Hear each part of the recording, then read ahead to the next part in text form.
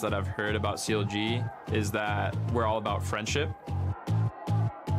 But to me, it was never about the power of friendship. That was kind of a story someone else told about CLG, but I want to tell a new story.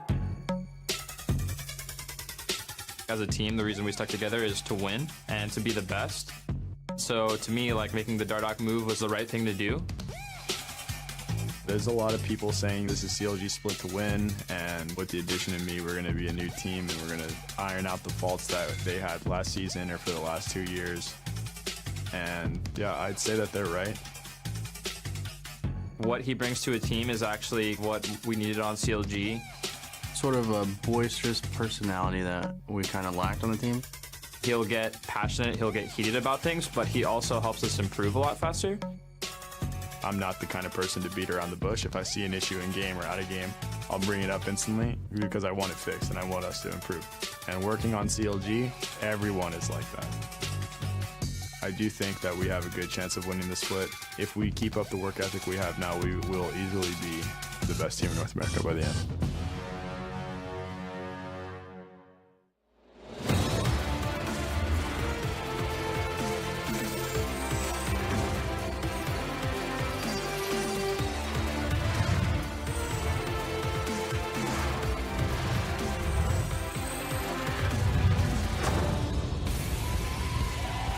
Welcome back, everyone, to the North American League Championship Series for the 2017 Summer Split.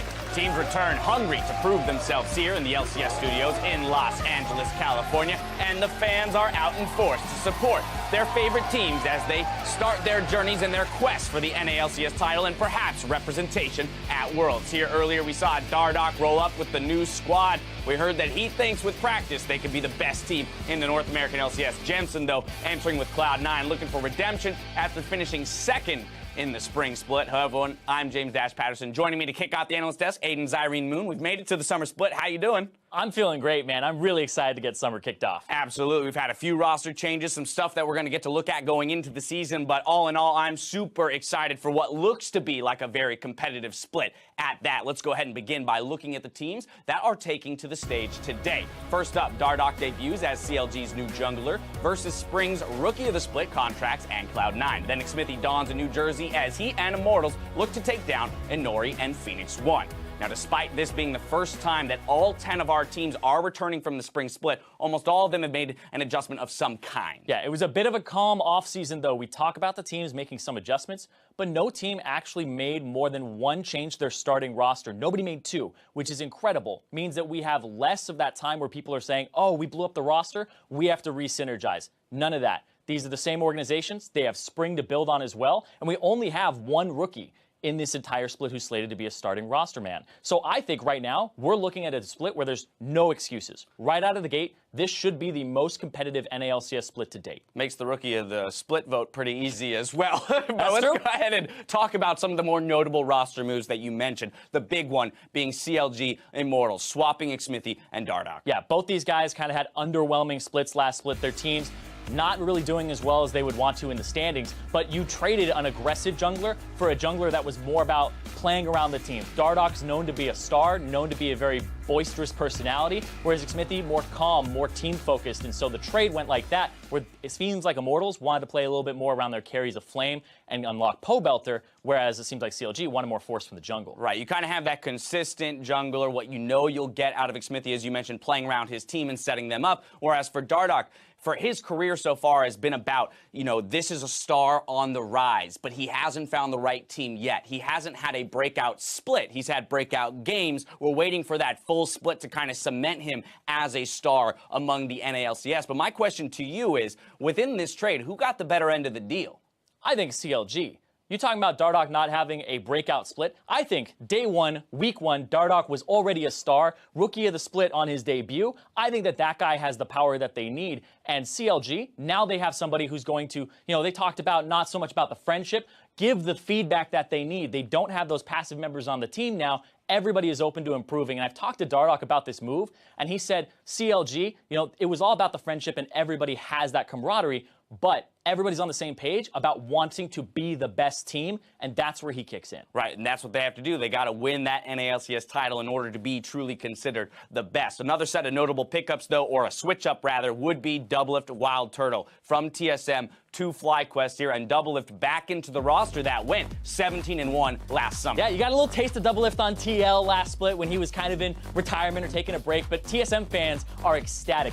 TSM didn't really have a good midseason invitational, and they are waiting for Doublelift to come back. Last time we saw him on TSM, 17-1 match record, winning summer 2016. So fans are ready for Doublelift to be back in there. They want to see what the shot calling looks like with him back on the roster. Well, that's the thing, though, right? Expectation is actually pretty high because the last time we saw him was that 17-1 run that they made. Of course, they did have a disappointing appearance at Worlds that year. We'll see if they can return to form immediately or if it will take some time to ramp up. On the flip side, Wild Turtle, funnily enough, rejoining some former teammates of his, Highs Balls Lemonation, from 5 years ago. 2012, Orbit, and also Quantic Gaming. Wild Turtle was a part of that roster with High, and that's when he first got his competitive debut. And then I think that right now, this is really good for Turtle, because he was in a spot where people are like, where's the old Turtle? Where's the flash forward, aggressive pentakill Turtle? Right. Kind of not seen for a while. But back on a roster with High enabled Moon to have a breakout, career-defining split last spring. And now I think that's going to happen again for Wild Turtle with somebody who enables him to be aggressive. Because High, out of position, really aggressive, but Turtle can be right there with him. Exactly. We've talked about it so many times. What High does to unlock other players on the team might be exactly what Wild Turtle needs to finally show, that mechanical prowess, but in an aggressive manner that he always has wanted to. Exactly. And if you were looking at TSM near the end, it was kind of like these guys need to play carries. Turtle, not a lot of people in the community had confidence in him, and they were asking for Doublelift back on TSM. If he's having some confidence issues, High is the guy to fix those. Wild Turtle, I feel like we're going to see that smile again on FlyQuest, and he's going to be right up there on top of the standing. Them pearly whites, we got him right there. Hopefully we'll see him live in just a few minutes. But we also got to talk about the fact that there's a new patch, right? Always when we talk about League of Legends is the fact that this game iterates on every 2 weeks. And so even while all these roster moves are coming through, and for example, we talk about Dardoch being a playmaker, well, tank rework, and all of a sudden relevance of tanks in the jungle, how is this going to affect different players within the league? Exactly. A little bit more team focus. We'll still see the fighters, but I think Sejuani and Zach are the two big ones here that we'll see in Champions Select pretty frequently, depending on picks and bans. And I think that helps people like Rainover, former MVP, but was on TL, and they really struggled. They need to find a way to avoid being in relegations again. And I think with the tank rework, this gives Rainover a little more agency in the jungle than it was before with things like Kha'Zix and Graves. Yeah, the mark of a true pro, or the best pros, are the ones that can change with the times, evolve with the game itself. Another big change coming through, though, the Rift Herald. And this is an objective change. It'll be very interesting to see how the teams decide to play around it strategically. Exactly, because the pick ban, the champion changes, that's not every game. This is literally every game, the top side of the map after 10 minutes. The Rift Herald will spawn. It's a soloable objective. It gives you an empowered recall, and it gives you this gigantic behemoth to push down turrets. It does 25% of its current health to the turret when it rams into it, and you'll see it right here. It's just going to demolish that thing, and it's allowing players like Flame or Someday, who had the best top laning stats in the league, to have a way to push that objective further, to get this Rift Herald, to get turrets, tier 2s, possibly inhibitor turrets, and help their team end the game when they struggled with that. I'm also really excited about the fact that it's just going to separate the map, right? It's going to put weight into the top side of the map, where it's just we're always for the first 20 minutes talking about how the teams are going to set up and play around dragons. Well, guess what? One team go Dragon, the other team goes Rift Herald. All of a sudden, vision control, all these types of things are going to really come into play that much sooner into the game. And it means teleport plays have to be good teleport plays, or they get punished early on. And that's what I'm looking forward to, is what's going to happen in that top lane, because we're going to see these tanks like Galio and Nautilus and Gragas push out the wave, but we're also going to see Fiora, we're also going to see Kled, we're going to see people try to crush the lane to scale, to get the Rift Herald, to push down turrets, and I think that this is going to be really explosive, because we had the talent. Remember last split, we were like, top lane NALCS, such a great lane, there's so much stack there. Everybody's playing tanks. Yeah. Not going to happen this split. There will be some, but I still think the top carries are going to be big. We'll see if we get it. You mentioned that this could be the most competitive split we've had, in contrast to what was already a very competitive spring split this year. Before we kick off the summer split, though, Contract shared his thoughts on facing CLG's new jungler. Take a look. I'm actually really looking forward to playing against CLG, because I've played against Dardoch through Challenger, through last LCS split, and he's always been one of my biggest challenges as a jungler for sure, and I'm just looking forward to playing against him, and hopefully we can pull out the win. Well, we'll see him at the Rift very soon. Hello, everyone. Welcome to the Caster Desk. My name is David Freak. Turley helped me break in this desk. Sam, Kobe, Hartman, Kensler, I saw in rehearsal, had to match you. Oh, no. Off to a great start. All right, we are preparing for our first series of the split as Cloud9 takes the stage against Counter Logic Gaming, and we're going to begin by introducing the starting lineups.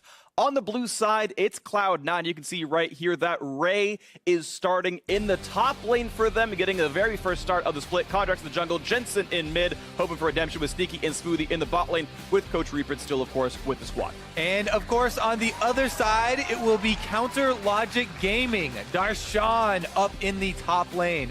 Now in the jungle will be Dardoch, mid Huhi, bottom Stixay, support Aframu, and Coach Six on stage with them. It's going to be fun to watch for, absolutely. So Counter Logic Gaming, up until the split, had the longest standing roster in the NALCS, and of course now they have changed that. Xmithie is out, obviously, and Dardoch is in. Yeah, I mean, this was one of the biggest offseason moves that we did have, just because, you know, Dardoch and Xmithie are completely different junglers. Dardoch, very aggressive. He's focused on creating and winning very often early skirmishes with other junglers. He also has a very wide champion pool, so I'm very excited to see, you know, how they do incorporate that. And all the eyes are not just going to be on how Dardoch individually performs, but how the team performs around him. Because people are talking so much about how, you know, driven and dedicated of a player he is, and how much you know, fuel that he will add to the rest of the team's fire and their competitive spirit. Sure, and as we've been hearing, it's a different style of jungle compared to Xmithie, the first aggro jungle they've had since maybe Dexter back in 2014. Now, of course, they've got a huge test in front of them. They're going against one of the strongest teams in North America. They didn't change any of the roster. It's Cloud9, runners-up from last split. Oh, yeah. I mean, there was a big reason why Cloud9 actually were contender for last split, was their integration of their rookies. You know, Contracts and then bringing on Ray as a sub.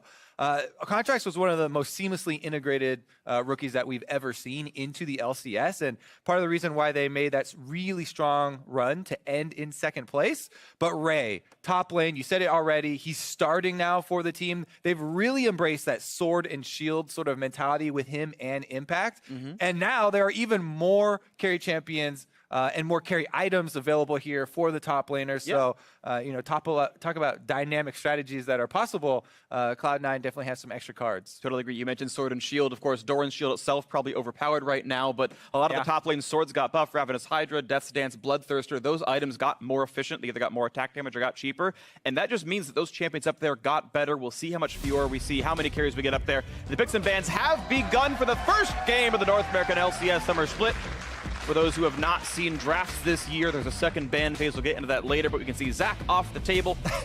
No surprise there, and the Shannon LeBlanc also no stranger. Yeah, Zach came out very, very healthy after the last round of buffs, as everybody's pretty well aware. Very high win rate on him. And a continued jungle focus actually here from Counter Logic Gaming. Zach is definitely expected as a very common ban right now due to personal power, but Elise follows it as well. Zach and Elise are actually the two most prolific junglers in pro play right now, with a sample size of like 8 matches roughly, but they are 1 and 2, and Contracts taking some heat. Interesting top lane focus, meanwhile, from Cloud9. You know, Shen was something that CLG has used very well, you know, to pull off a lot of their cross-map play in the past. And a good ban against Darshan, but very quick here, insta-lock Galio for first. The Fiora is banned, but I've also seen a lot of people really happy to play like Fizz into it and do a very similar thing, try and get that 1v1 pressure and side lane pushing power. Well, we have seen from pro play so far this split, mid Galio is not out of possibilities, so maybe we see that come through at some point. Caitlyn, the early grab here for Counter Logic Gaming. One other thing to point out with the metagame is it is now carry bot laners more so than utility bot laners have gone a bit more common. Big buffs to Infinity Edge, Essence Reaver, and Zeal means the Caitlyn's and the Jinx of the world are more powerful. Jinx and Caitlyn, definitely, especially Caitlyn with the Hurricane, still working really well, charging up those headshots. And the Gragas here, you're mentioning flex picks with Galio. Gragas also flexible, could go to Dardoch. Also, definitely one of the very common champions to run into Galio if it happened to be up in the top lane. And we shall see here as it filters a little bit through. Varus has been super common as well, you talked about. Also now building more in the crit and auto attack based builds. Yeah, it's and can get through lane quite well versus Caitlyn. Yeah, absolutely agree. We'll see what it ends up being here. Of course, one final pick. The last one of the first phase for Cloud9. Jensen on your screen here. And taking all the time in the world down to the last second here, and Lulu going to be grabbed up in the first round. So the jungler focus from CLG didn't even result in an early jungle pick from Cloud9. So they could pile on 2 more jungle bans in the next phase if they decide to pick one either up here or actually put Gragas into their jungle role. We'll see what it ends up being. Yeah, do they push contracts down further? One final pick here in this phase for Counterlogic Gaming. It looks like Lulu and Karma will match up down to the bot lane. We mentioned flex picks. Both those can still go mid, of course, but yeah. Traditionally they are seen down there in the bot side. 2 of the most common supports right now, the shielding supports. Both of those there for 1 each. And let's see, will CLG continue to ban junglers here? They still have the opportunity to first pick in second round if they so choose to put that Gragas top. Yeah, they can remove 7 junglers from the table themselves with 5 bans and 2 picks. Jarvan off the table is a flexible top jungle. But mostly a top laner. Yeah, it definitely, you know, Ray known for his Jarvan for a long time, even before the W buffs to Jarvan, which were several patches ago, and has just gotten stronger since then. So they're very ready for that Galio flex into the mid lane and continue to ban mostly focus Ray, although technically, yeah, contracts could run it jungle as well.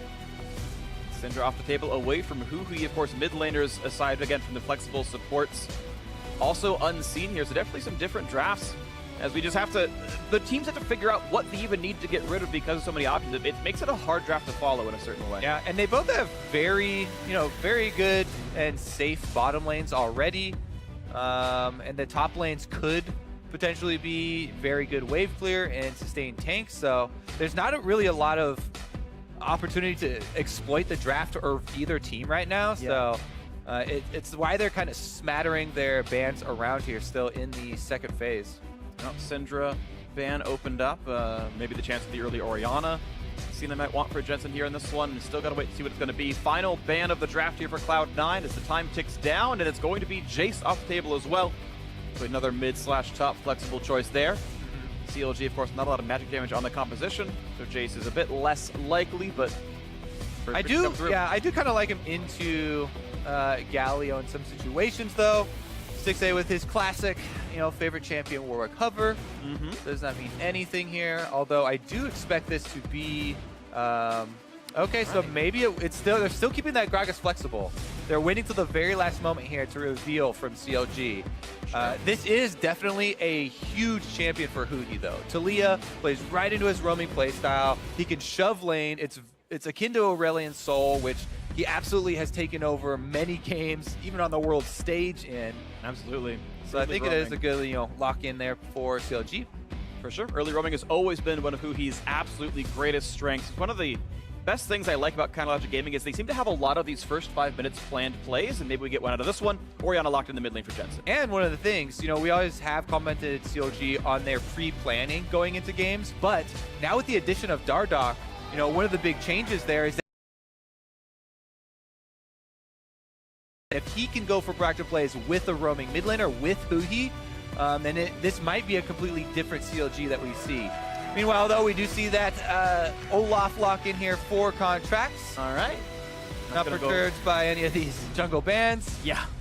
And looks like the flexibility is gone as Lulu will be in the bot lane, Olaf into the jungle, of course, and Galio will remain top lane, so Cloud9's first pick does go to the top lane pick. And now, at the very end of the draft, Dardoch, the self-proclaimed cleanest Lee Sin NA, despite the fact that a champion did catch some small nerfs, clearly still viable, and Dardoch going to bring it out for his first game on Counterlogic Gaming. Yeah, not only viable, but still very much popular among all regions, and very excited to see this matchup because Dardoch Lee Sin, talk about coming out of the gate swinging here. Yeah. First game on CLG, signature champion.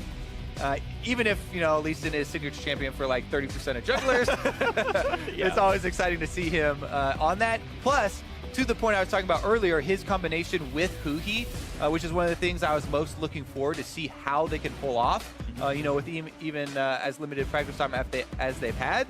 Lee Sin and Talia is an amazing combo for trying to take over in the early game. Olaf is no slouch in the 1v1, but he'll have to combo with his laners. We'll see if the combo works well. Of course, plenty of pushing power on the bot side. Caitlyn, Karma, one of the strongest bot lane duos, so maybe they do roam down towards 6-8 after who are holding. We'll see what happens. Lineups once again on your screen. The 10 players, the 10 champions. Cloud9 6-man impact waiting in the wings as Ray got the nod for their opening game of the 2017 summer split here in North America. Cloud9 and CLG giving two squads that are getting the early praise for maybe being finalists or maybe even winners.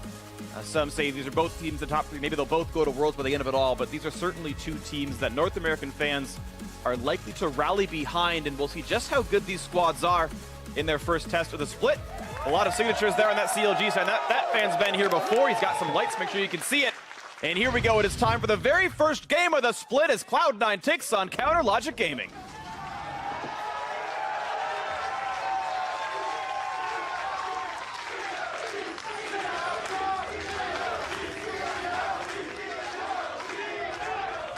Woo! Confrontation there in the audience as well, and everyone definitely hyped up for the opener here. See if we can get some early invades as far as deep warding goes. You know, Olaf, I always like to talk about exploiting Olaf early when we see him in the game, though I've really rarely seen it actually pulled off because you need some extra vision to be able to take advantage of him, you know, trying to get himself low in the jungle, and very rarely do we actually see teams be able to punish him and, you know, try and pull off that sneaky invade for first blood. But you know, Dardock's an aggressive guy and one that could go for it. And aggressive for Dardock, I don't know if you mentioned this, but he's got a control ward on his first opening purchase. So a single ward, of course, Lee Sin, pretty safe early clear overall. Only has one single potion, and that early control ward might mean some power, some pressure. He gets 100 damage on Jensen. Yeah, it could definitely help out with that early information. I was talking about getting over contracts. Not yet to go for much more than the common Raptor ward, though. CLG have that. Cloud9 not going for one of their own, and it looks like contracts also not going to start on the blue. They'll just do that Raptor, and then we may see them fight over the second respawns on Raptor. That has been extremely common. You know, mid lane presence as far as where you're pushing post 4 minutes into the game really does affect junglers as well. You can see it takes a while for Lee Sin to go through the first camp, and Olaf already killed up the small Raptors by now. Yeah, I mean, Dardock did start the Q. Sometimes we'll see people start off with the Tempest, but very often we'll see Sonic and Resonating Strike. The pink ward, actually control ward, yeah, was just used to make sure that there was no vision on Dardock for their start here at that very common Raptor ward. The other thing you can do with that early control ward is if you think they warded your Raptors, use your control ward, kill that ward, you get 30 experience for killing a ward now, and that enables the Raptor into red, into Scuttle Crab route, which Dardock is actually going for, but I don't think he got the kill on any wards early game, so I don't think he'll get level 3 off this, unless he's running an experience win. He is. So that's level 3 for Dardock. HCS is the entire going for here in this one. Talked about him. Gonna find contracts. Early goes pop. There's a flash to follow the slow. Can he land the Q? It's all about the skill stuff. And contracts gets the juke. He was patient enough. And this is going to be a blue buff that resets as well. Dardock was a lot of time off this. Really, really fancy feat there from Contracts. He pops the ghost and just tries a zigzag. Hoping, dear God, please let me dodge this Q. He pulls it off and is able to survive, even though Dardock does go for the early punish on the Olaf that I've been waiting for seasons to see. And we got it. So that was nice right there. Dardock goes in for it. There was no ward kill at 6 CS for the entire Raptor camp, but that invade was beautiful, and they had an early ward to track the path that Olaf went for. Oof. Yeah, what an explosive start, even though we don't see, you know, the kill actually coming through. Well, this is warded, so as soon as he jumps the wall, he'll be seen. And here comes it. Ray knows what's going on. Ease away. Does flash out. Darshan tried to flash to get into the range of the E. Couldn't block it, and the body slam did nothing afterwards. And that's something that we criticize top laners for so often, is not flashing early. Ray, really good respect there. You know, does get the reveal at the same time, but able to dodge out and trade flashes there. So impressive performance from the Sword, who's actually on a tank champion here. Even though so much has been talked about, you know, Galio's incredible wave clear. Bottom lane, though, good trade. Yeah, really good chunk there, but that's Ignite use, so 6A can weather the storm without that. And he has going Bloodlord's Warlord's Bloodlust, there we go, sorry guys. And he'll heal up a bit more in the laning phase with his Doran's Blade, so should be able to sustain this okay, as Sticks say. Good shove here for Cloud9 though, to see if they can get some bottom lane control. That does help out a lot in retaking control of the river as well. Currently though, Huhi and Dardoch are setting up that roam combo that we talked about. The early control awards through the river, you know, shoving here from Talia, and Dardoch looking to make some moves around his mid laner. Contracts has done a good job of stabilizing, by the way. As far as reacting to that early aggressive move from Lee Sin, probably can't come out of it better than Contracts did. He dodges the Q, doesn't go down, immediately gets back to the bottom side to continue his farming on those very high population camps, and sustains through with his Hunter's Potion. Yeah. Contract's plenty of farm. Of course, Krugs are worth 10. Dardoch revealed himself in the mid lane. Yeah, and he also has gone in, he cleared out that control ward that was on the Raptors, and is going to be able to track Dardoch now. Even though Dardoch, still good experienced lead due to his counter jungle, taking away the blue buff there, which is very important for Olaf. That's by Darshan, immediately taps the E, so he gets away from the taunt, doesn't get too much damage onto himself. And Contract's in the top side, of course, down a level under Dardoch, and alongside Ray, looks to set up a trap to say, if you go for the Krugs, we'll kill you. Dardoch doesn't go. CLG looking more offensive with their playmaking here, though, as Aframu roams up. The knock-up on a Jensen, the flash for the Pep, they're going to land that, at the very least for the root. Here comes the Q from Dardoch, damage is there, they're going to get him! First blood through for Dardoch, and so far, so good for CLG's new jungler. Aframu roams up from the bottom lane, and they coordinate with Dardoch into the mid lane. This is getting that snowball going. The kill also does go over to the Lee Sin.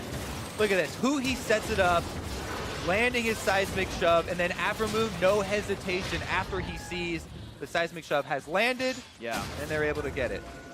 And a lot of that timing is so unlucky for Jensen. You might say, oh, why don't you flash the knockup? Well, no one else is on screen. You don't flash random skill shots in lane for no reason. But as soon as it hits him, then Aframu's in range, and he tries to flash, and he can't anymore. And a bit unlucky for Jensen, but a great play by CLG overall. The level 5 roam, certainly very strong for them. 700 gold lead for CLG in their first game of the split. Yeah, and this is kind of what we talked about. CLG has always had, you know, good game plans set up for them coming into the game, and executed good level 1s or good, you know, invades like we saw, which, you know, though there was very little variation that really goes on there. But this, you know, adaptation post, you know, first play, coming in to try and continue their focus on that mid lane. They want the red buff here. They know it's spawning up soon. This control word that was set down earlier by Contracts helps track what's going on. They know Dardoch's here, so Smoothie's going to find someone, going to kick him across and figure out what he wants to do. Q's over the wall. Look at the damage of the Smoothie, forcing Flash and Summoner heal out, despite the fact that it was Dardoch who got kind of caught out. Good play by him to get away. Yeah, I mean, they can see him, but Dardoch goes for that invade because he's level 6 with the extra kick there, able to find himself a way out. Getting an extra summoner spell on the way as well. It's just a little icing on top of the cake there. Ray continuing to trade decently into Darshan, and he's got a little bit of a CS lead here. One wave. I want to point out random mechanics of the game. Rift Herald, I believe, did not spawn until 10 minutes in. So, and we talked about top laners getting pressure and playing for Rift Herald. That won't happen for another 2 minutes, but we may see that come to bear soon enough. Ray has so far won his lane against Darshan. He's up 8 minions. We'll see if that continues. It definitely is a good point to bring up early, because with the Rift Herald rework, you know, everyone's so excited about how quickly it can kill turrets. It's also so much weaker that it's easily soloable by top laners or junglers in the game. You can dodge a lot of his damage, and then even so, if you have to take the hits, they don't do nearly as much. So you have to keep your eyes on that one. Here we go, though. There's the combination. Talia and Lee Sin looking to move bottom. There's no flash on Smoothie, remember. The wall where they catch none of them off with it. Not going to be much CC. The root onto his face. That's going to be kill picked up there for Sneaky and Smoothie in the bot lane. Another root on a 6 of it. He's not in range of the turret. They're going to stay alive. Nice defense, 2 versus 4. Yeah, it was maybe a good idea, but very poor execution there for CLG. And Huhi stuck under the turret, goes down immediately in the 4v2. Pulled out by Sneaky and Smoothie. Absolute blooper there. You just see Darshan relentlessly trying to attack Ray, not getting much. But Contracts, of course, off the fact that Dardoch showed bot lane, gets time to steal away rapidly, which is a nice steal. Yeah, definitely doing some farming work there for himself. Here we go, though. Smoothie immediately just polymorphs into a beautiful skill shot there from Sneaky. so much easier to land that Varus ultimate if they're slowed up, a little critter walking away. But let's take the opportunity to talk about Cloud9 and Cloud9's bottom lane specifically, because there's so much hype around, oh, Dardoch's on CLG now, kind of bending the stories there so much. But my goodness, this bottom lane was absolutely tremendous for Cloud9 last split, and a huge part of them, getting to that second place spot. Smoothie, pretty much unanimous best support voted in the entire league there.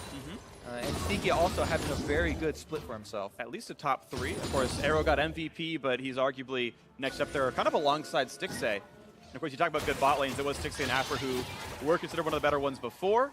And yeah, the question is, can Sneaky get back to that sort of top form? Can this bot lane really be a carry? And now that they're the only kill in the squad so far, this would certainly be an option. The game is tied in gold right now, and certainly anyone's to win. Pretty much all the lanes are treading water. Farm leads are less than 10 across the board, aside from Olaf Lee Sin, which is kind of irrelevant because Krugs inflate that number. Looks like maybe an early Mountain Drake may be on the table for CLG. Rift Herald, of course, has spawned as well, and it has usually been Ray who's got the push lead, so that makes me feel like Cloud9 have more rights to it. Yeah, and CLG seem to have staked their control over this bottom river. Plenty of ward control, as well as the Scuttle Crab that just times out now. Contracts actually sees Dardoch on that ward, so doesn't want to go expose himself for the control ward. He's respecting this period of the game. There's a lot of burst in Lee Sin. And even though Olaf is very strong in the 1v1s, burst is something you have to be really scared of with a mobile mid laner like Talia. Even though he died in that bottom lane play, he didn't use his summoners. So you definitely have to respect that. Another shot at it, and even speaking of having shots at it, Caitlyn, the long-range ultimate, can always participate in these fights a lot of times as well. So you're right, just the threat from out-of-range damage is there from CLG. Cloud9 still treading water for a while. Both Olaf and Lee Sin are kind of considered early-game junglers in that they're not going to scale into absolute insane monsters. You kind of require good plays out of them. Darshan does not go for the flash play. He baits it and hopes that Jensen goes for the flash. Ooh, that knockback. Not good with the water, but that one was good from who? He looked at the damage out of Jensen. Dardoch not going to land the Sonic Wave. There will be no kill. Jensen withstands all the pressure. A lot of roaming mid here from CLG. You can definitely see them sticking to that plan we talked about in Champ Select. Now they're bringing 5 members to push for an early first turret gold.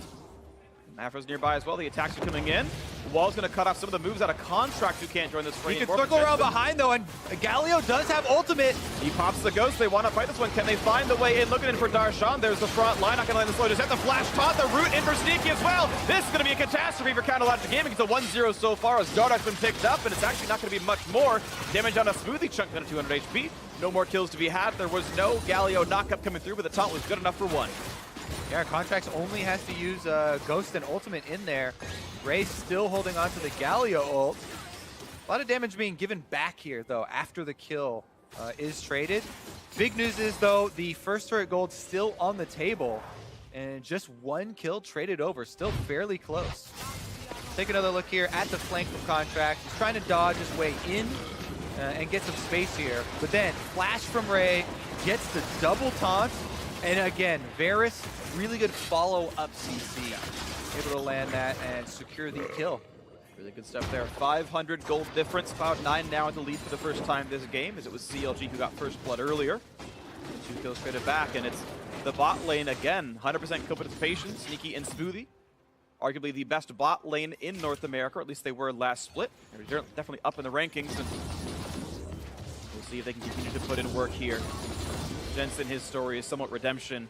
He knows he had helped cost his team the championship last split. So far, withstanding pressure, but hasn't made any crazy moves just yet. So the thing about him costing his team the championship it's the easy thing to look at. I don't even think it's true. He did so much to even put them in a position where they could win. It's fair. People really ignore a lot of the early work he did on Echo, even to get them, close in that game. Anyways, that is far in the past. You're right, it's a bit more than and was this needed. one is definitely still to be played out. Currently mid lane CS is very close still. It was just the the roams that have really affected these mid laners. A lot of pressure from CLG to mid resulted in that kill there, and then obviously Huhi under turret was the other one. So much of the vision though around that bottom lane has swung over to Cloud9 side, as plenty of the river wards here are backed up by control wards as well. Sneaky is going for Blade of the Ruin King on Varus. I think it's actually debatable at this point what build you go for because of the buffs to Zeal and Infinity Edge, but this is what he's doing. Of course, we are on 7.10, so the 3% lifesteal nerf on live is not in effect for this game. Maybe part of the reason he's staying with the build he has right now. Just pointing it out for anyone who does like to purchase items correctly in the bot lane here. Dardoch not going to find anyone to kill. Defensive control ward keeps him safe, but Cena doesn't know he's here, but he finds nothing to kill. Ray once again looking to roam back down to the bot side, jumping through, finds a ward, and again, that's going to be no likely roams as CLG knows he's around. All right, a lot of pings coming down here onto the Dragon, though. Looks like we're going to start off again. Contracts is in. It's a slow number 2 into Dardoch. No ward hops left. He's got to flash the wall, still getting slowed. Contract's going to look for a bit more on this one. The root is there. Look at the plays on that one. They're going to look to knock down Dardoch, still running away. The Ghost, the run, and they're going to get him with the one final auto attack as Sneaky maintains his 100% kill participation. 2-0-1. The whole team helped kill him. All right, Galio ultimate was used, but Ray still has teleport. If he wants to get back to the top lane, he should be able to get back there before first turret goes down. And first turret still on the board is a very big prize to help snowballing. And it goes. Blue team has slain the first Drake of the game. Darshan, a bit of time in the top lane alone, but no one comes to help him knock this turret down. It's at half HP, and C9 now definitely winning this game. Yeah. Ray is going back to purchase first before he gets back up to that top side. Not scared of the Gragas damage on the turret up there. Contract there, he does hesitate to use that blast cone, but then does decide to loop around as 6A got a good angle onto Dardoch and is able to finish him off here. Nowhere for him to go.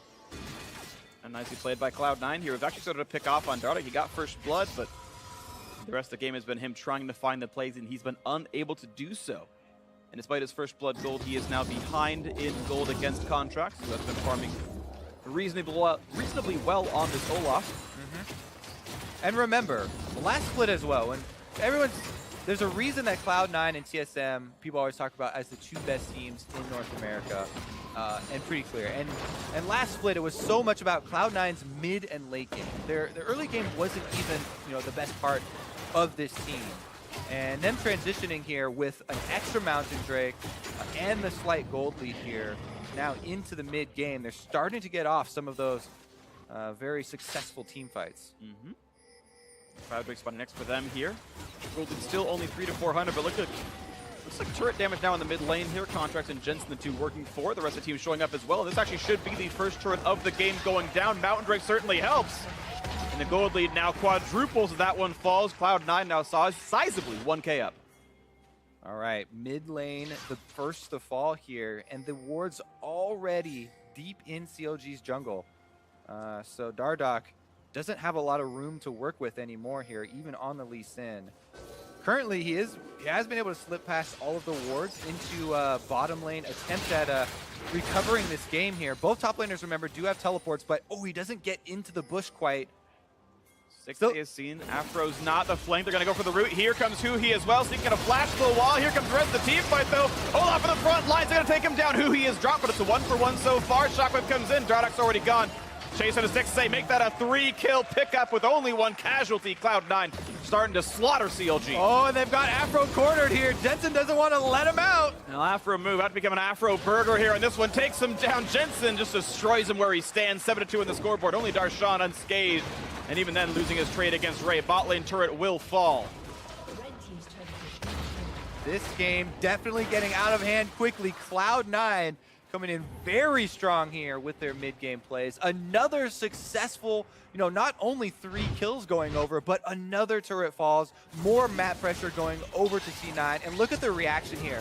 They already had Contracts as well as Jensen mirroring this roam from Huhi, completely ready for a possible bottom lane play, and they absolutely demolished CLG. Great plays out of Cloud9 right here, stopping everything CLG wants to do. Only 2 kills on the scoreboard. That is it. That's the only thing of value CLG has done this game. First blood was nice, but it's not been a lot since. Cloud9 continue to look very, very strong. We'll see if they can keep pushing this forward. Last starter turret left standing will be on the top side, and as such, they've already rotated Smoothie and Sneaky up onto that top side, ready to continue the pressure. And my goodness, just look at how many wards C9 have on the map, completely lit up that top side where the last outer turret is. So they have so much freedom, not only to start off the plays up there and pressure the top turret, but react to CLG. CLG now clearing out some of them, but oh, sneaky actually. Gonna find a knockover towards the rest of the team, and he's gonna be found out for this one. No flash available, no way to live. A kill comes through. CLG Gaming finding signs of life. 20 seconds till Rift Herald despawns. They are not gonna go for it though. Maybe gonna help them tie up some of the scoreboard, but gonna let that one despawn.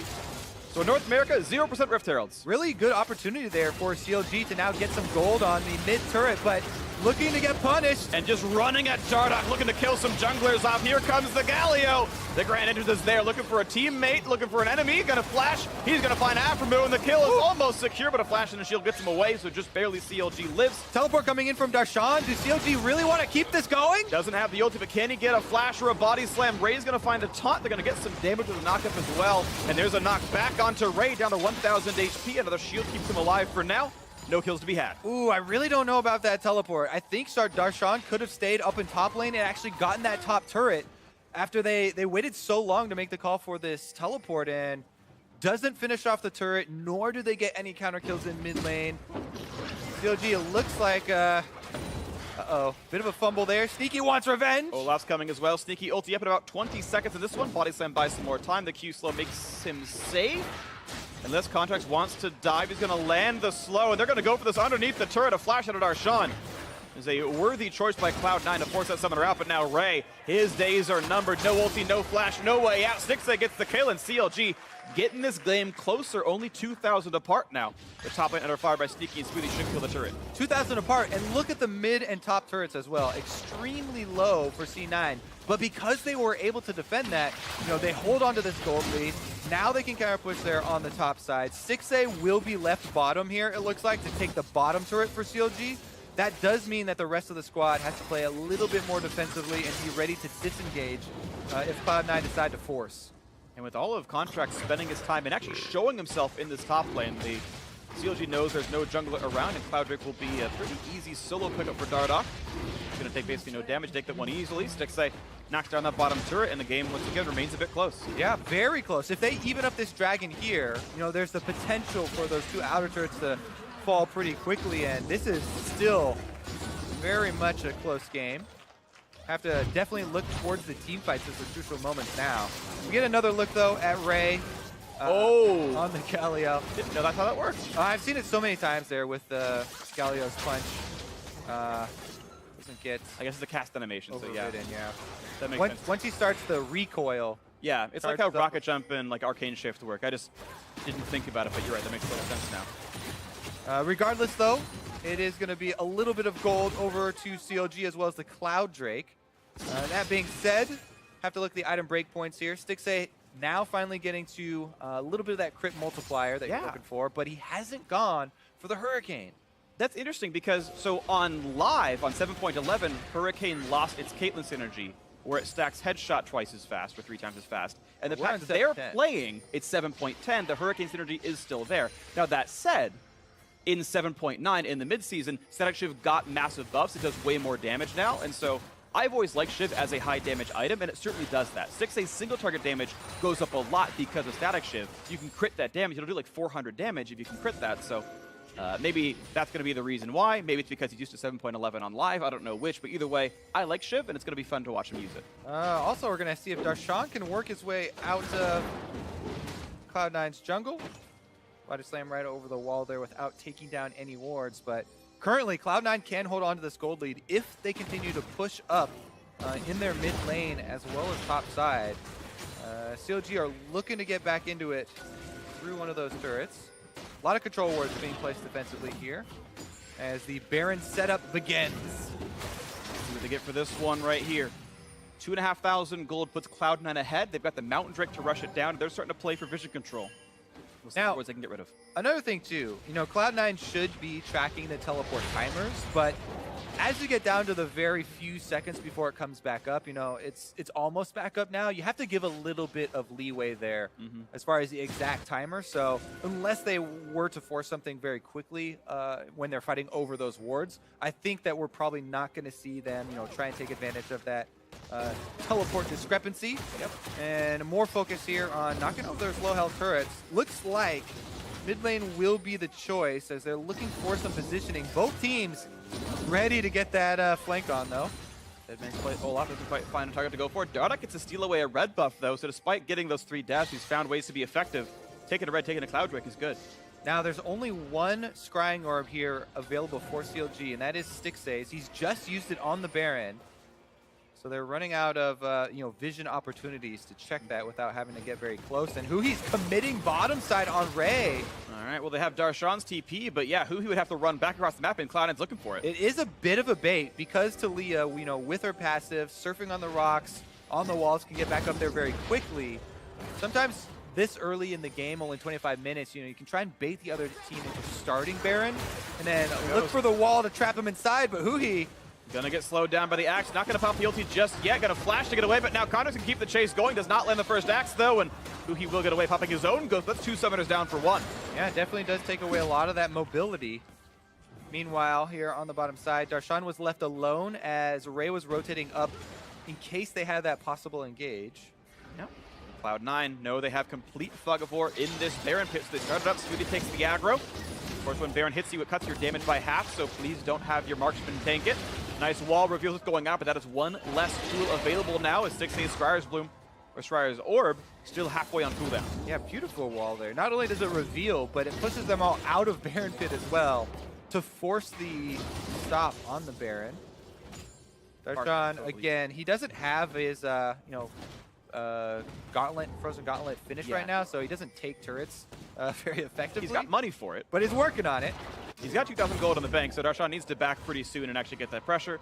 You're right, it would have helped him push. Doesn't have it just yet, though. Huhi back on the map. Did not go cooldown boots. He had gone Sword Shoes, so these summoners going to be much longer cooldowns than maybe if he were a Victor or something, who does go for that item more often. So he's going to keep the wave clear going in the mid lane, and we stay at this 2.5k difference.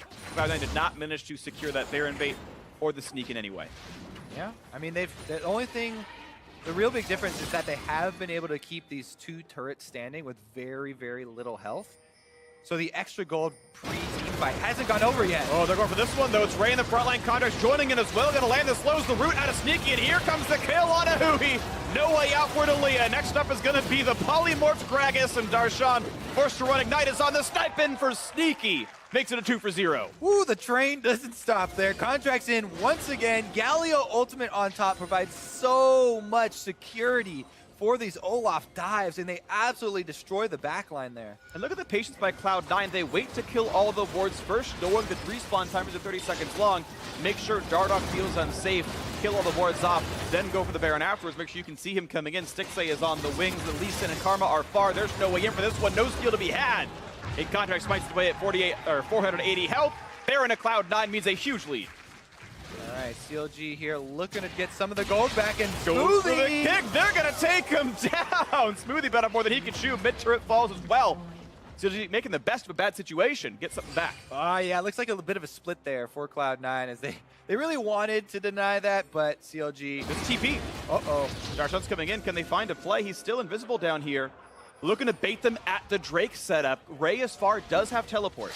I like how everyone starts laughing when he places that control word to make sure he's not been seen, but now he gets a flank because of it. 5v4, 5v3 for a short time. They've got the backline access. They're going for Jensen down here. Shockwave catches Dardoch, and Jensen gets a kill in a 1v2. Now it's on to Huhi as Contract takes one down. Cloud9 undermanned, doesn't matter. 3 kills picked up already, and it's at least a trade kill for Darshan. But that is a fight that Cloud9 won literally 3v5 by 2 kills. Oh my goodness, absolutely destroyed there. And because it was 3v5, this turret is obviously going down. Baron up, double stacked minion wave here is going to be pushing on in, and C9 have a bunch of gold to claim. Wow, this is going to be so much now. 5,000 gold is going to become even more soon enough. Mid lane's going to fall. Sneaky at 5-1, and 5 has been just a consistent contributor here as well. Jensen got a second death, but 11 of 12 kill participation is certainly great. Contracts unkilled, also awesome in this game. Yeah, let's take a look at the 2 splits here, because a little bit lack of focus. Dardoch and Darshan both go on to Jensen, and he's able to solo in the 1v2 take out Dardoch very early, which is most of the damage. And even though Darshan does end up getting him, he bought enough time for that 2 two-man skirmish up on top that we saw where Contracts was playing a very good front line for Sneaky, and Sneaky was able to auto-attack pretty much the entire little skirmish there. That's why they were able to get 3 kills and really take off here. They won a 2v3 and they went tied in a 1v2. Definitely good play out of Cloud9 here. And this one, the CLG, I think it was a good choice, but it was still executed better. Cloud9 props to them. 6-kill lead, double mount. Drake good at closing out games, and the 5,000 gold lead is probably all they need to make that happen. Crit items are in for Sneaky. Infinity Edge third. I love it. This is the right item to buy, in my opinion, and it being cheaper makes it more likely. A lot of Varus used to go Ginsu's Rage Blade third, and never quite liked it, so he's onto this one. Well, yeah. I feel like there's very little argument now for not going Infinity Edge. That it's so much cheaper. Huge amount of value there. And man, we saw it in work as well. The DPS he's been putting out. All right, trap lines here for CLG. Trying to make their stand at this secondary turret, but looks like they'll just thread through the traps and wait for inhibitor ones. All right, and now he's got to put new ones down, Stixay, as they try to wave through. Shiv will help a little bit. You can see he's able to kill the casters off with the Peacemaker and the Shiv damage, but the Lord Dominic's Regards will help somewhat against Contracts and Ray, but he's certainly not been able to punch through this front line well enough. They've got more gold than he's got. And double stone plates in as well for the front line. Exactly. This is one of the most fun items from the rework, just because the front line. Well, we'll talk about that a little bit later. Actually, the Cloud9 are pushing in with the Baron empowered minions, trying to take down mid as well as bottom simultaneously. Baron does time out though. Times out, so the minions are very easy to kill now for the Caitlyn, but there's still the matter of powerful champions who want to kill you. You can see that's line of control wards to make sure that CLG can't get any wards over the wall, so that C9 can constantly rotate in Fog of War as the minion waves are cleared. You don't know if Oriana's looking for a shockwave, if Sneaky's trying to snipe you. There's just no options there for you. Yeah, it's a good idea. Might have been a bit overkill with the extra The third one's a bit much. But again, they just create Fog of War. They can snipe from back down here and constantly push down the minion lines. And C9 can, I feel like, sort of stay in this holding pattern and keep poking. It looks like for now they're actually going to back off. Unlucky. As soon as you say that, Freak. Worst analyst NA here, Freak Turley. They can do this forever. Okay, they're leaving. Just kidding. They can leave. Yeah, that's me. All right. All of the control wards go down as well. It does take extra auto attacks, though. All right. CLG. Still, though, there aren't any options for them, right? I mean, there's nothing on the map for them to farm, and as you said, Cloud9, they can still keep them bottled inside of the base while farming the map. So just increase the gold lead, increase the power difference here, and return after the extra neutral objective comes up. It actually reminds me of 2013 Spring Split Team Dignitas when Kibikid was a top laner. Is they would get early leads, they push you in your base, and they just farm the jungle for 10 minutes, and you'd never get any gold, and eventually they win the game with a gold lead here. Cloud9 maybe doing something a bit similar. Random callback, but certainly they're getting 2-1 in the gold income in the map right now, and they can keep getting an XP lead and a gold lead this way. Jensen's up a level, Dark Contracts up 2. Raise up 1, etc., etc. There's really no one with a lead here on CLG. And Cloud9, they get the recalls off. They buy new control wards. Baron's up in under 2 minutes. They say, okay, we'll go for Baron number 2, and we'll use that to close out the game. Yeah, I mean, what a start here to the summer split for C9. Placing so close to TSM, barely getting second in spring. Coming out swinging. Side effect of not going to MSIs, you do get more time on the current patch and adjusting to the mid-season changes. Like very well adapted. No hesitation in going for either the Galio pick or the double stone plates. And they'll be able to block it on the front line. They're going to feel really good about this one. Slow onto Dardoch. Contracts looking for a teammate or an enemy. All the same really for Olaf. He stands alone. Luckily for his teammates, not all the same. We don't have friendly fire. True. Sometimes Tulia and Anivia can sound like that, but not the case here in this one. Darshan in the mix. Doesn't get much. Has stone plate. Definitely a very good tank item. Yeah, I mean the active is just so nice for timing it after you use a bunch of your combos, right? So most champions you can use a lot of your damaging combo early, then pop your stone plates, so that the damage that you're taking will basically get 50% value. Once the thing wears off and you return to your normal health. and you don't really have much of the downside of the damage reduction unless you're something that has spammable spells and you're losing out there. Right, unless your cooldowns are less than 4 seconds, you're not even missing damage output, as you mentioned. You burn the cooldowns, pop it, you get essentially an Alice roll for 4 seconds and come back into the fray, and life is good. So we'll see what can happen here. CLG trying to get their way back out of the base. Baron Nashor has spawned yet again, and the Elder Dragon is 40 seconds apart from that one, so there's no split calls here. Oh, he's back, all right.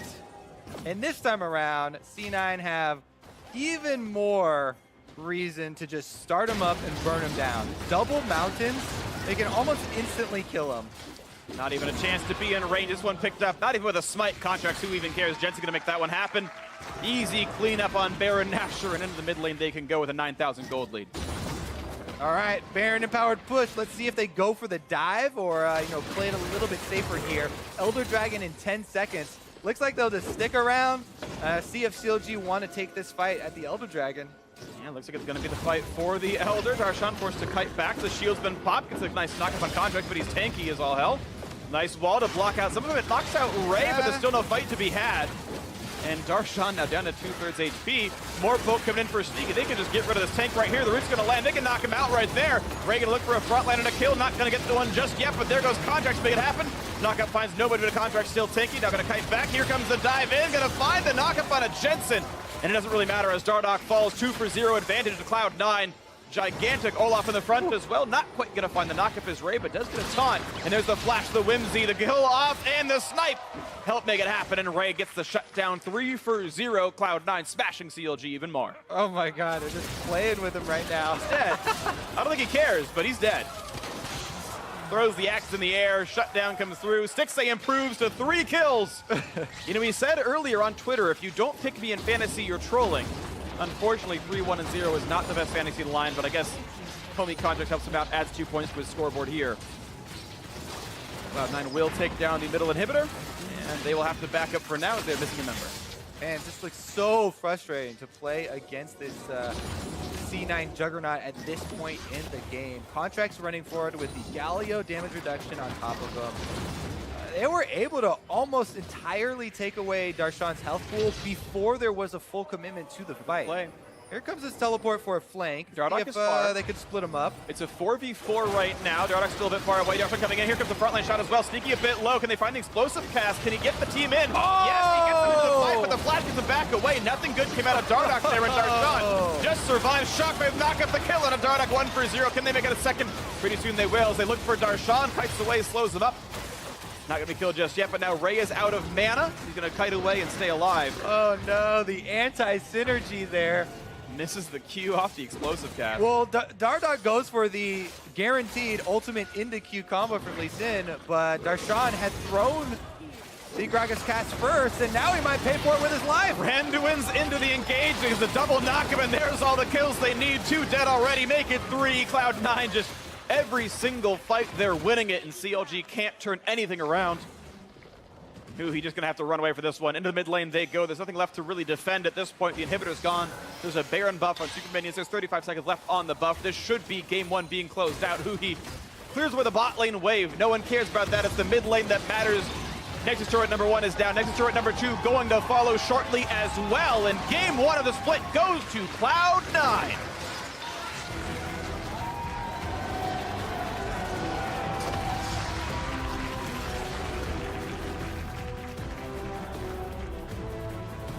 Seamless here from Cloud9. Ray starting, building full tank on Galio. The shield can block, or the sword can block as well. Apparently so. His parrying skills are unmatched.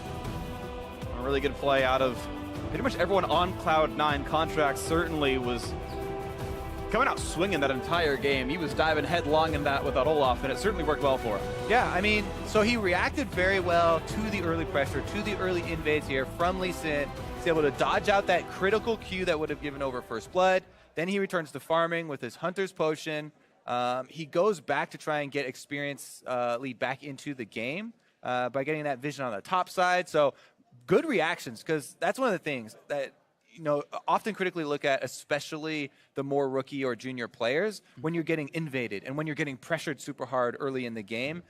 Do you start to panic, or does your game plan then go out the window? But he remained very calm. They played as a team, and C9 had very good counter engages. Yeah, I mean, it was very clutch that he dodged away from that first Sonic wave. That invade could have definitely turned the game around. You get the kill, dardoch feels even better about himself, gets a bit more snowball going. But as it was a well-played mid looking for Cloud9. And now for a deeper dive into that one, let's send it over to the analysts.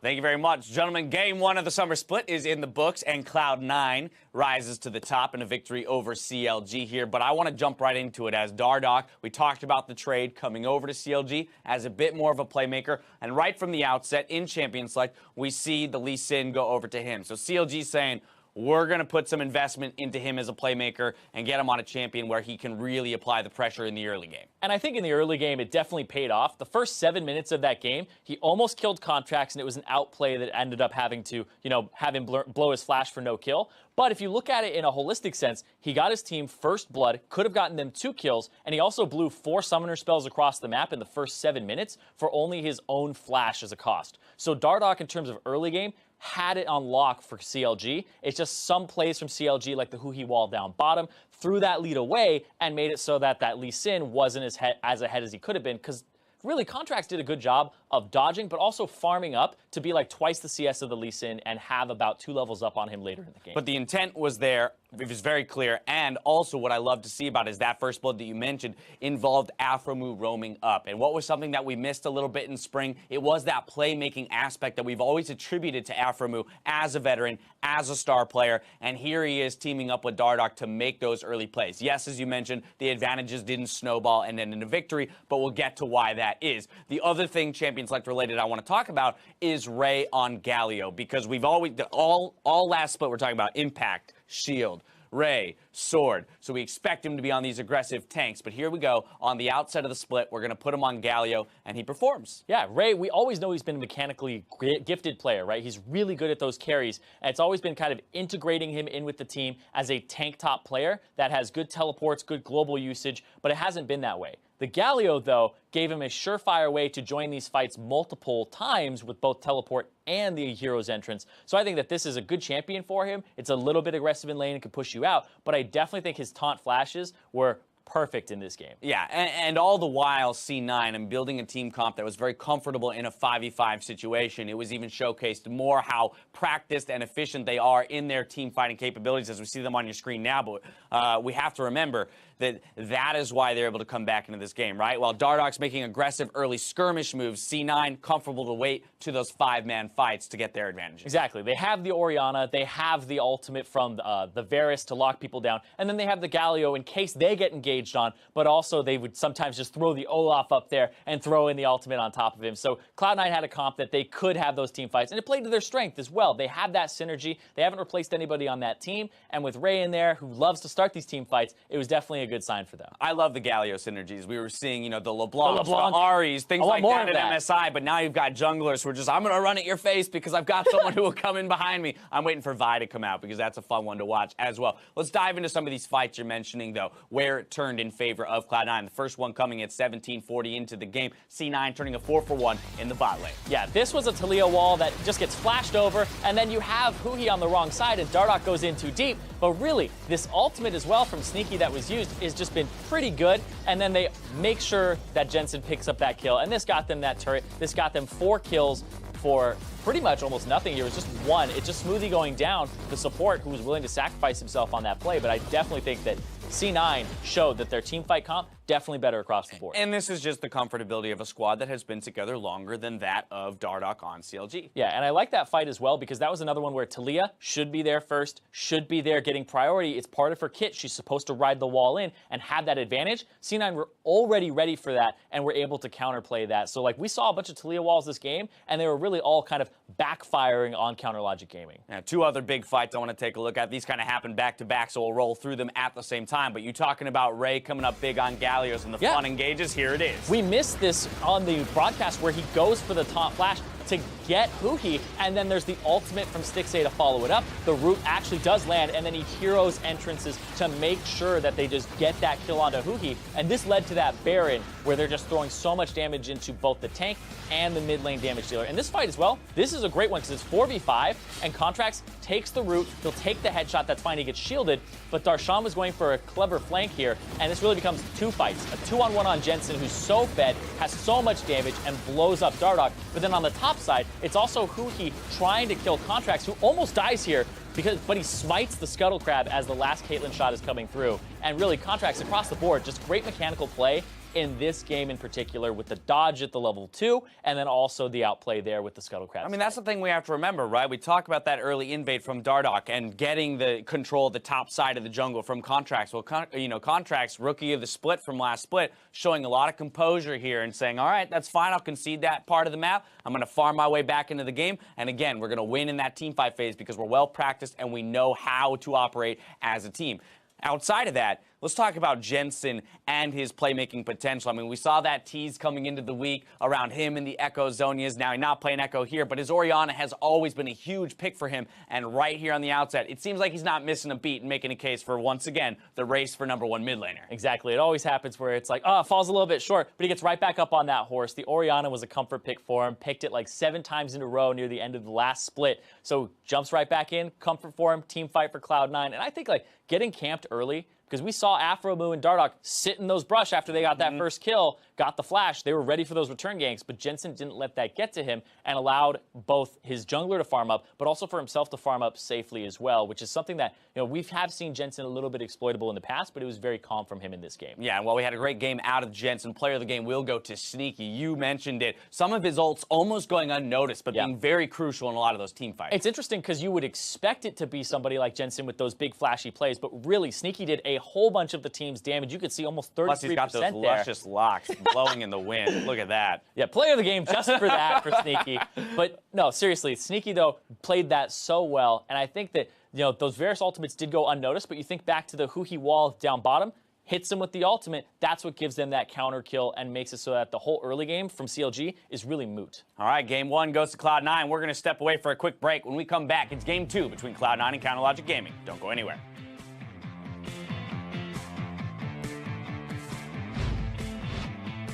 Wait, I have never lost my the first game of the season. Whoa. I don't think so.